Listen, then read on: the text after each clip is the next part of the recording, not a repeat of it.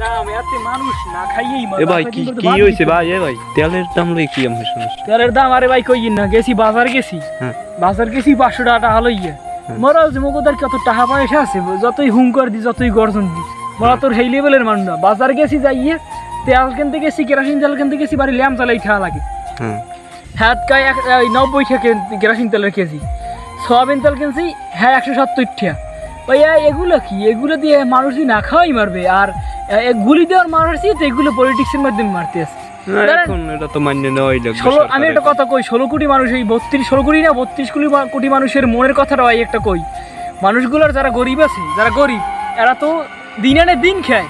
এরা তো তেল এই বড়লোকের নাম তো তেল 100 কিনে রাখতেন না, কিনে না রাখানে এরা যে এখন যে তেলগুলো কিনে খাইতে আছে এত দাম দিয়া। এই প্রত্যেক দিন এই ভাই কে 2-3 দিন আগে তেল আনছে 160 10টা বাড়ছে, এরকম হরতে হরতে হরতে 200টা উড়াইবে, মানুষ না খাই মরবে। হ্যাঁ একটা কাজ করলে হয় না যে এই চাউলের কাটিতে দেবে 2000 টাকা, এবার তেল আছে রাখবে 500 টাকা কেজি, পেঁয়াজ আছে 350 টাকা, এইরকম হয় সপ্তাহের দাম বাড়াই দুক, বাড়াই দিলে কাল সব যত আছে মানুষ আছে না খাই মরুক।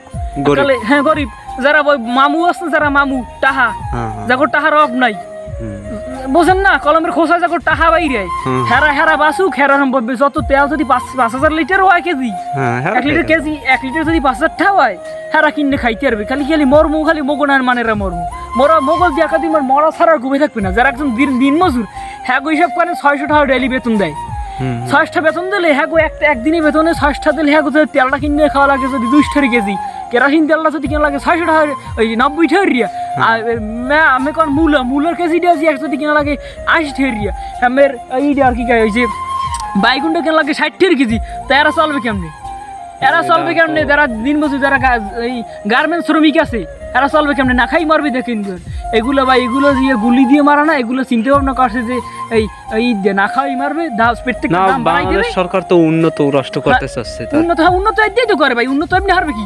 বাংলাদেশে যদি 32 কোটি মানুষ হয়, সেইতে যদি 17 কোটি হয় আপনার 17 ভুল বলছি, যদি 27 কোটি হয় যদি গরিব, আর হচ্ছে 6 কোটি আমার ওই ধনী, তাই এই 27 কোটি মানুষ যদি মরে না খাই গরিব, হেলে থাকবে কি?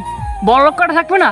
আর হেরা চলবে মোগনান তো গরিব খয়রাতির জন্যই তো আটবে না, কোনো থাকবেই না। হেল তো উন্নত বাংলাদেশ, মানে টাকা সহ্য লাগবে না। মোরা বাজে বাতে মোরা মগু মারবে যে বাতে আর শীতে। গাড়িওয়ালারা এখন যারা গাড়ি চালায় এরাও তো চালাইছে না, আগের যে বাড়া 5-10টা বাড়াইছে তাদের কি লাভ হয়? আমার কথা যুক্তি কইছেন যে যদি না খাইয়া ইহারে গরিব কয়টা মরে যাইবে, বড় লোক কয়টা থাকবে, ভেলি তো বাংলাদেশের উন্নত রাষ্ট্র হিসেবে এটা যুক্তি আছে ভাই।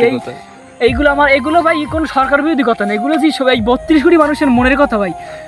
যারা দিন আনে দিন খায়, যারা দিনে যারা কইছি, যারা মানে মধ্যবিত্ত আছে, মধ্যবিত্ত তার মরণ ছাড়া ভাই কিছু না। আর যারা যাই দেখেন যারা মানে 2 টাকা হাত পাইতে যারা আইনে খায়, এগো তো মরণ ভাই সবাই। আর সমস্যা নেই, একাদিন পর গ্রামে কোনো ভালো মানুষ থাকবে, মানে কোনো গরিব থাকবে না, সব মরিয়া হুটকি সব বড় লোক থাকবে, মানে বাংলাদেশের উন্নত জিনিসের দাম বেশি। যাই হোক প্রিয় দর্শক, আপনারা পারলে একটু ভিডিওটা শেয়ার করে দিবেন, সবাইকে জানিয়ে দিবেন ভিডিওটা সম্পর্কে। ধন্যবাদ।